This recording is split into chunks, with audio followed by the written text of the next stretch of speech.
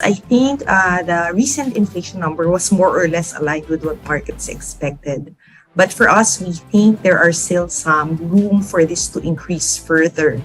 We think it will peak around October by more than 7% due to what was mentioned earlier in your program. Electricity prices might increase in October, and you also have this new round of transport price increases, not just for jeepneys, but now covering buses, taxis, grab cars.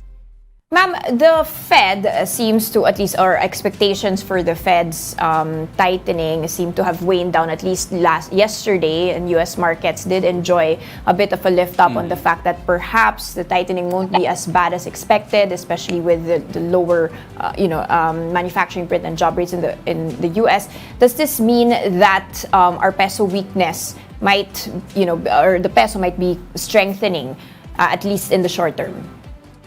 I think largely the peso has been driven by the dollar increase in the past few months, right? But we do have some structural inflows that we're expecting. We do have remittances coming in this October, November. So hopefully it will prop up the peso. But of course, when you track other currencies, it largely follows now the movement of the dollar. Okay, but in terms of inflation and this being affected by a weaker peso, are we at least expecting that type of pressure to wane? And it's just the secondary effects, like you mentioned, the lagged effects that we are seeing that might be the case for higher inflation in the near term? Yes, of course, the peso weakness actually affects inflation more and more now because we have imported inflation, right?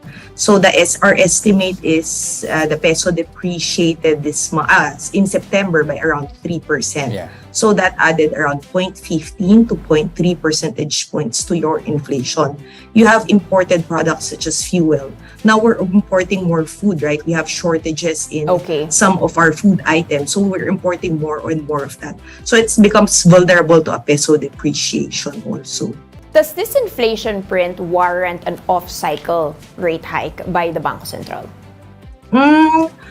Well, for us, we don't think there's a need for an off-cycle rate hike. The BSP has been quite aggressive already in raising rates. It has actually stemmed some of the depreciation of the peso. If you look at the start of the year to that 56.45 resistance level before, the peso depreciated by 9%. And then you had the off-cycle.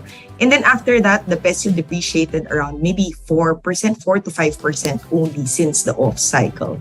So not likely. We think the BSP will still be aggressive in raising rates. But, an off-cycle works when it's a one-time deal, right? So another off-cycle might not be as effective as the previous one.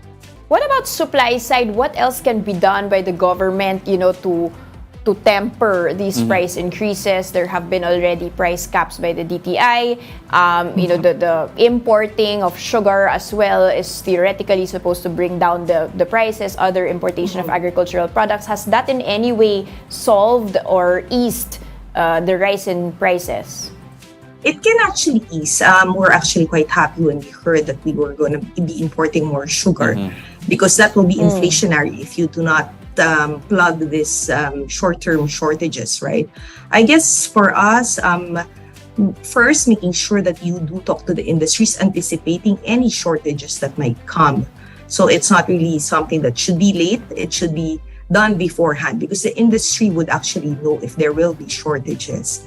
Second, I guess, although you have that DTI monitoring prices, really more active monitoring. There was news previously that some Noche Buena items prices of some Noche Buena items were increasing already, right? So really active monitoring to ensure that no one takes advantage of this high inflation environment. Okay. And then lastly, Domini, before we let you go, do you see the possibility of the peso hitting that 60 level mark? We're looking at it. We're looking at the range up to 60 right now. However, we're still hoping that remittances and then structural flows will actually support the peso towards year end. By year end, we think maybe less than 60. Okay.